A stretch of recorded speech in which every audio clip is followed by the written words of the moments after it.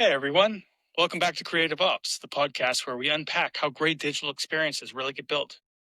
I'm Tucker Pence, and today we're diving into a big shift: how AI is reshaping the way people search and what that means for the websites we build. If your site was designed for Google 5 years ago, it's already outdated. So, how do we build for the new AI driven search landscape? Well, let's get into it. As usual, I'm joined by Munir, a resident tech expert. Hey Munir, ready to talk AI search? Hey Tucker, always ready. I was born ready. I think this is a great topic that is evolving fast and is changing how we think about visibility on the web lately. I know you're born ready. That's why I always love interviewing you. Thank But you. let's start from the top. How is search behavior evolving with tools like ChatGPT and Perplexity and Google's new SGE? Yeah, that's a great starting point. A big shift has happened in searching the web in the last couple of years. First of all, we had traditional searches. It was about finding pages. So you type a query on your best search engine, Google, for example, unless you have some kind of an issue with Google, and then you're searching DuckDuckGo or Ping maybe. And Google gives you a page with 10, 15 blue links. You need to go through every one of them, hoping that you would find what you're looking for in the first couple. If not, then you go back to your query and change it, hoping that Google would recommend you pages that really matches what you're looking for. AI-driven search, on the other hand, is about finding answers. People nowadays are expecting full responses, summaries, or direct recommendations. Tools like ChatGPT or many other LLMs on the market right now aren't just scrolling for keywords like Google used to do. They're actually synthesizing meaning across content. So instead of searching, for example, best running shoes for flat feet, I don't know. Yeah. If you have a flat feet and you're looking for shoes and clicking 5 different links, trying to find recommendations, going through those articles, some are outdated, some are contradicting each other. Users nowadays are expecting the answer right in the search box. If you use ChatGPT for doing that, you would have a full recommendation out of of those things with maybe links to even products that you can buy in one search term. Okay, and that's changing how the websites are found, right? Exactly. If your content isn't clear enough, structured, well structured, or authoritative, it might not make it into the A answer zone at all. Like traditional keyword stuffing doesn't cut it anymore, if I may say. So it's less about ranking and more about being referenced by the models? Yes, you can think of it like trying to get quoted in a research paper. Okay. Look, how beautiful is that? These models are reading the internet fully, page by page, and quoting sources they trust. So your goal as a website owner nowadays is to be that trusted source. I think that simplifies it and massively complicates it in my mind at the same time. So in this new world, like what makes a site AI friendly? Okay, so let's start with how AI tools interpret content, like because they interpret content differently from search engines. They care a lot about, again, I think those three main stuff: clarity, structure, and context. So a clean website with semantic HTML, proper headings, meaningful content blocks, that's gold. Okay, both, by the way, for search engines and for AI search. So you see, we're going from the same base. For example, on your website, if you write that we help people sleep better, okay, on your homepage, that's your heading. That's super vogue, okay.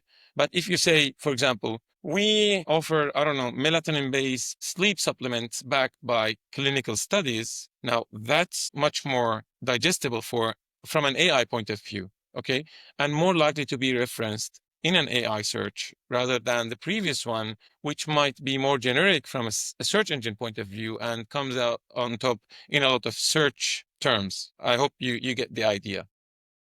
Yeah, so from going from what used to be more generic to a far more niche structured sentence structure, instead of being referenced for everything as you were trying to be referenced in the past. If you're generic, you're not going to be referenced by anything. Now you want to be that niche answer, and then you'll be the one solution. Exactly. Yeah. All right. So from a dev perspective, what are the key things that we need to be building in? So at the very least, you should have some of the following. We cannot cover everything from a technical point of view in a podcast, but you need to have semantic HTML5 elements. Nowadays, HTML5 provides a really great structure for your pages. For example, you have article tags, section tags, aside tags, not just divs. Devs, I know a lot of devs. old school OG web devs, they use divs all over the place. Okay. You need to start using more targeted HTML tags like article, section, and aside. And next, you have schema markup. This is one of the most essential, I think, if not the most essential thing in a web page. So a schema markup is a piece of structured data that explains what your content is. Okay. Think of it like this. You have a page. This page, it's a blog page. Okay. From an AI or a search engine point of view, it's a program. It doesn't have a brain to think and differentiate, oh, this is a blog or this is a product. So what you need to do is to add those schema markups that explain that, okay, this page, it has a product, and this is the explanation of this product. Those are the features of this product. It has a review for this product. It has a set of blogs. It has a set of FAQs that are related to this product, etc., etc. So those schemas, and of course, we have a schema organization that sets the standards for the web. They have tons of schemas for different businesses, for example, for real estate, for medical services, for your e-commerce, B2B. There are different schema markups that cover all aspects of products, services. And in general, those schema markups are the most essential part for, again, both SE, like search engines and AI. But in the age of AI, that's what you need to aim for. Next, I think you need to have clear headings. We've talked about this a couple of times in our previous episodes. Your H1s and H2 should tell a story on their own. Okay. Again, going back to the example that I gave a couple of minutes ago, you need to have specific H1s headings in your website that tells the website stories. And of course, good old accessibility. Okay. Like you need to have alternative text for images, proper contrast for example, for screen readers. That also helps AI tools. Okay. For example, AI cannot read an image that you have on your website, but it can understand the alternative text that you add for that image. I think those are the essential parts that you need to focus on as a dev to succeed in the AI search world. Okay, I mean that was a lot of really good information. I really appreciate that. I think I'm just working and wrapping my head around that. But what are what are some of the common mistakes that you're seeing in sites today? Honestly, a lot of sites are still chasing keywords like it's 2010. Unfortunately, they'll repeat best dentist in Birmingham, okay, 10 times all over the website. But the page has no structure. It has no trust signals. There is no supporting content for that specific keyword. Okay. Back in the day when we rely heavily on search engines, that was the strategy to be on top of your search pages. But that doesn't work anymore. AI models ignore that type of stuff. Another issue is the dev content handoff. Okay, so a content strategist will write something great in, let's say, in a Google document, but then a developer dumps it into a page builder with 14 nested divs, no headings, random inline styles. Structurally, it's a mess. And that's something that AI would just doesn't count as a trusted source of information or recommendation. For example, we once audited a luxury real estate website. They had the best design, they had great listings, but under the hood, the titles were just styled as paragraphs, as p tags, paragraphs. None of the property features were in a structured list, for example. The result of all of this mess, they didn't show up in AI summaries. When users asked for example, top seafront homes in I don't know, Bodrum, Turkey, that website wasn't on that list of results. Yeah, I mean that's a massive fail. You go through all the work and effort of putting that site like that together, and you need to be featured. So yeah, let's get practical here. So if someone wants to rebuild their site today, what should they be prioritizing? Here's the checklist that I prepared before this episode. First of all, you need to have a clear page hierarchy. There are some standards you can research over the web. They're all over the place. You need, for example, to have one H1 per page. You need to have logical H2s and H3s, like the level 1 of headings, level 2 and level 3 nested in a logical way, not overuse them in a page. Second thing is you need to have semantic HTML. Stop relying on visual styling only. Okay. Your HTML code need to be also styled in an AI search friendly way. Third thing, as we spoke, is having schema markups. You can go to schema.org and you can find all the information about schemas and their structures, how you should use them in each of your website's pages, especially for reviews, product, events, articles, services, real estate listings. All of those have different schemas that you need to include in each page. Next, you have mobile first performance. Like, this is still critical nowadays. And I think it's even more critical than before because a lot of the people don't use desktops or laptops. They're accessing the internet from their mobile devices. And that includes folds, flips, phones, since they are back in the mainstream media nowadays. And finally, you need to have, I would call it alternative text and accessibility. Okay. So you need to focus on that as well. Think of AI as, again, a screen reader. Okay. Screen reader, in order for AI to understand your page, it needs to be able to read it. So it's not just for compliance with screen reader standards nowadays, but also to describe your content clearly for AI to understand. That's really good structure. Regarding tools and such, what are we using at Penta Creative here to make sure that we're building this way? So first of all, we lean heavily on modern JavaScript frameworks. Okay, we're using Next.js a lot nowadays with static rendering when possible. We rely on headless CMSs like Strapi, Sanity, because we can control structure better. And we do a lot of audits. Okay, so we have auditing tools that are baked into our CI/CD pipelines before we push and deploy anything to either a staging environment or a production environment. We always have audits for all of those AI friendliness, search engine optimizations baked into our pipelines. And for schemas, we have a lot of plugins. We built some of the schema engines that we use in some of our websites. And in some cases, we just use plugins. Okay, so those plugins, they just create the schema markup. It's called JSON-LD. This is the format that you write a schema code in. And it makes a lot of sense, actually, because it helps you. You don't need to create a schema for each one of the pages that you create. It actually, so you had some minor setup, and then the plugin would just generate the schema code injected in your page on load. So those are the main stuff that we use in Penta Creative.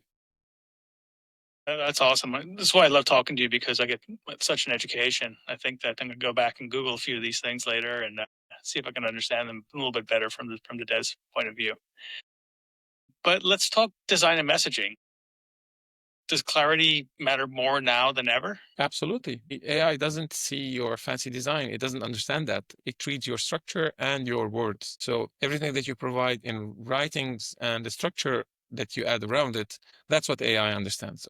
So you need to be clear, concise, and you need to have scannable content. And that's a critical part of your AI optimization journey, if I may say. Break up paragraphs, use bullet points, summarize benefits, and that's pretty much what you need to do. I can give you a quick example here. We also had a clinic website that we recently rebuilt. The old copy had a lot of, I don't know, outdated headings. For example, they had this statement, a holistic approach to your journey. I don't know who thought of this and who approved it and then put it on the internet. So we rephrased that, for example, that we offer online prescriptions for weight loss medications reviewed by licensed UK prescribers. Okay, now you understand that this clinic offers this. It involves at least weight loss treatment. Okay, and that it offers medications for that are those medications are reviewed by licensed UK prescribers. That sentence got picked up almost immediately by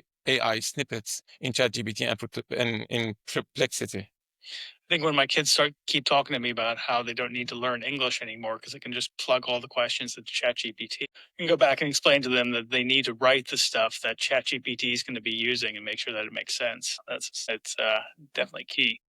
But getting back to the topic at hand, so performance ties in quite a lot. Isn't that still correct? Yeah, that's definitely still correct. Bloated sites equals bad experience equals low trust score. So if your site takes 8 seconds to load, it's already lost to someone else's faster, leaner web page. So SEO, So should companies be rethinking SEO entirely? Rethink definitely yes. Let's not mix up those stuff. I think you've asked the correct question. Rethinking. We need to rethink SEO, not abandon it. Let's not get that false sense of you need to abandon SEO or SEO is outdated. SEO is still a must in your website, but you need to rethink it in the age of AI search. The core is still create valuable, trustworthy, structured content, but we're moving from focusing on ranking pages to referencing pages. Authority and clarity now matters more than backlinks and volume. AI first SEO is becoming real. It means writing to be understood by large language models, not just search engine crawlers. So I know that when we were building websites historically, having the customer trust you and initial impressions is a huge thing, and a lot of that's done visually.